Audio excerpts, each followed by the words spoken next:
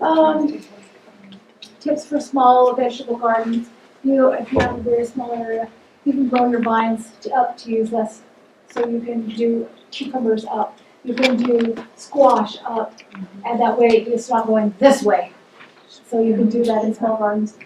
You can stake the taller plants to avoid covering, like vine beans, squash, cucumbers. You can stake them up. As you're doing that up, just stake them so that.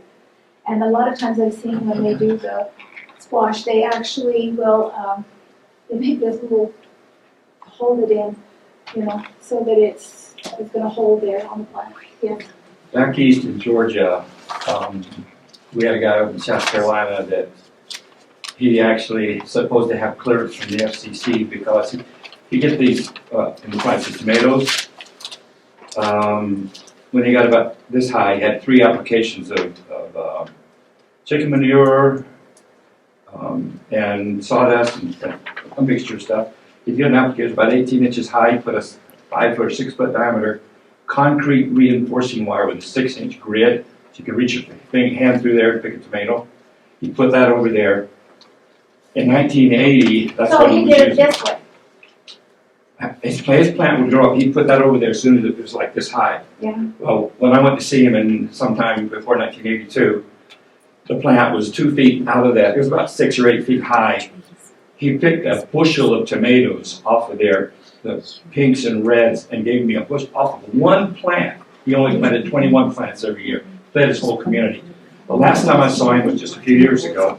He had actually put another row of wire on top of that, and he used a ladder to go up to the very So top. what's he holding on the unbelievable. edges? Because that's really what our tomato cages are made of that thing, but it's Yeah, done but this this was way. huge. This wasn't a little bit thing. This was giant. It was that wide, at least 5 or 6 feet diameter.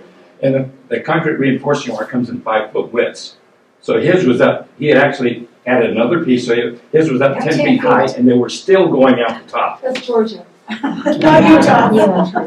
Nice humidity. Yes, yes. I like in some of these other places, I say, well, God waters it for them, but he doesn't do it here.